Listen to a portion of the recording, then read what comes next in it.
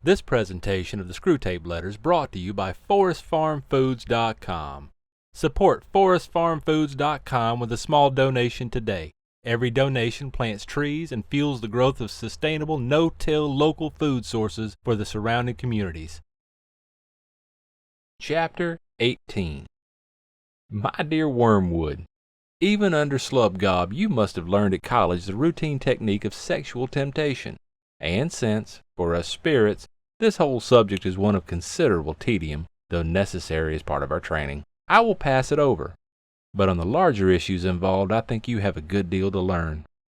The enemy's demand on humans takes the form of a dilemma, either complete abstinence or unmitigated monogamy. Ever since our fathers' first great victory, we have rendered the former very difficult to them. The latter, for the last few centuries, we have been closing up as a way of escape. We have done this through the poets and novelists by persuading the humans that a curious and usually short-lived experience which they call being in love is the only respectable ground for marriage, that marriage can, and ought to, render this excitement permanent, and that a marriage which does not do so is no longer binding. This idea is our parody of an idea that came from the enemy. The whole philosophy of hell rests on the recognition of the axiom that one thing is not another thing, and, specially, that one self is not another self. My good is my good, and your good is yours. What one gains, another loses. Even an inanimate object is what it is by excluding all the other objects from the space it occupies. If it expands, it does so by thrusting other objects aside or by absorbing them. A self does the same. With beasts, the absorption takes the form of eating. For us, it means the sucking of will and freedom out of the weaker self into a stronger. To be means to be in competition.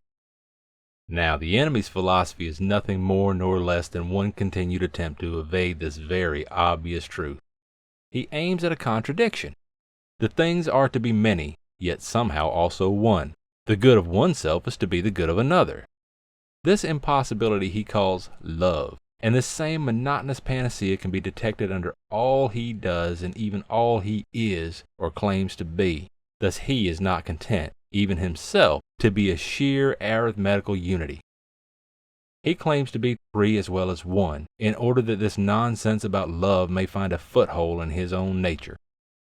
At the other end of the scale, he introduces into matter that obscene invention, the organism, in which the parts are perverted from their natural destiny of competition and made to cooperate.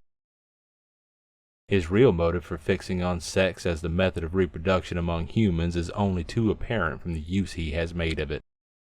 Sex might have been, from our point of view, quite innocent. It might have been merely one more mode in which a stronger self preyed upon a weaker, and it is, indeed, among the spiders where the bride concludes her nuptials by eating her groom. But in the humans, the enemy has gratuitously associated affection among the parties with sexual desire. He has also made the offspring dependent on the parents and given the parents an impulse to support it, thus producing the family, which is like the organism, only worse, for the members are more distant, yet also united in a more conscious and responsible way. The whole thing, in fact, turns out to be simply one more device for dragging in love. Now comes the joke. The enemy described a married couple as one flesh. He did not say a happily married couple, or a couple who married because they were in love. But you can make the humans ignore that. You can also make them forget that the man they call Paul did not confine it to married couples. Mere copulation, for him, makes one flesh. You can thus get the humans to accept as rhetorical eulogies of being in love what were in fact plain descriptions of the real significance of sexual intercourse. The truth is that wherever a man lies with a woman, there, whether they like it or not, a transcendental relation is set up between them which must be eternally enjoyed or eternally endured.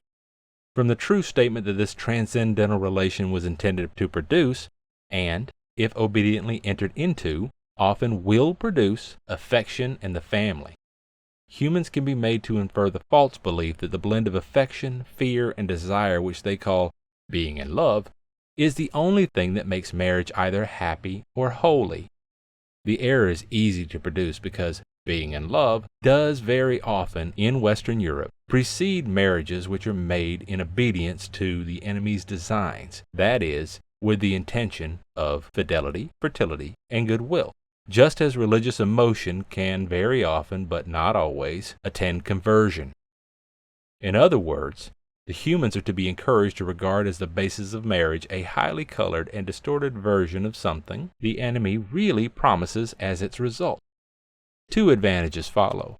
In the first place, humans who have not the gift of continence can be deterred from seeking marriage as a solution because they do not find themselves in love. And thanks to us, the idea of marrying with any other motive seems to them low and cynical. Yes, they think that. They regard the intention of loyalty to a partnership for mutual help, for the preservation of chastity, and for the transmission of life as something lower than a storm of emotion. Don't neglect to make your man think the marriage service very offensive. In the second place, any sexual infatuation whatsoever, so long as it intends marriage, will be regarded as love. And love will be held to excuse a man from all the guilt and to protect him from all the consequences of marrying a heathen, a fool, or a wanton. But more of this in my next. Your affectionate uncle, Screwtape.